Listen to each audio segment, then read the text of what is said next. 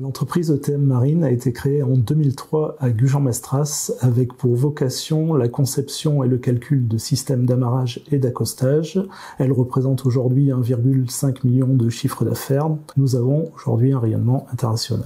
Le contexte de l'entreprise ayant déclenché le recours au design et le projet d'innovation de la bouée BA qui a souligné des failles dans la communication de l'entreprise. L'ADI a lancé un appel d'offres pour le design relatif au projet de bouée connectée. Nous avons ensuite présélectionné 3 candidatures et nous avons choisi le candidat qui nous semblait le plus cohérent, qui avait la réponse technique et qui était en mesure de s'imprégner du projet d'innovation de l'entreprise. Nous sommes intervenus chez ETM Marine au moment où arrive l'idée de cette nouvelle bouée.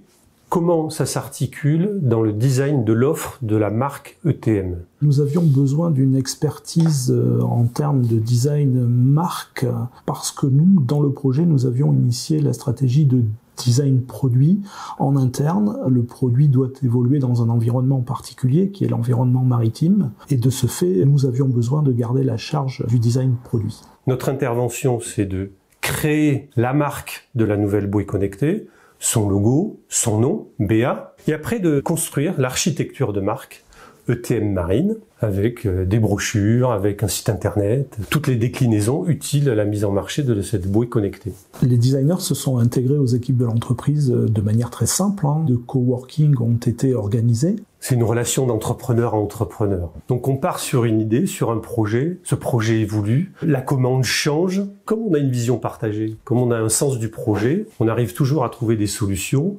Et à la fin du projet, on est très fiers, je pense, et l'un et l'autre de cet aboutissement-là. Certains doutes se sont installés, notamment le principal a été de garder le cap et de produire une solution finale qui soit équivalente au cahier des charges qui a été produit initialement. L'un des moments de doute concret qu'on a pu avoir, c'est sur les premiers essais. Laurent était très enthousiaste, mais on sentait qu'il y avait de l'inquiétude. Et on se dit, tiens, est-ce que ça va marcher vraiment? Et puis c'est passé quoi, c'est super. Le design nous a permis d'établir un modèle économique relativement clair. Elle a permis d'apporter une limpidité sur l'offre de produits et de services de l'entreprise ETM Marine et donc de savoir nous positionner dans notre contexte environnemental et commercial. On a réussi à les faire bouger d'une image très techno sur un produit plus marketé, qui a plus d'envol, un peu plus d'ouverture avec cette mouette dessinée.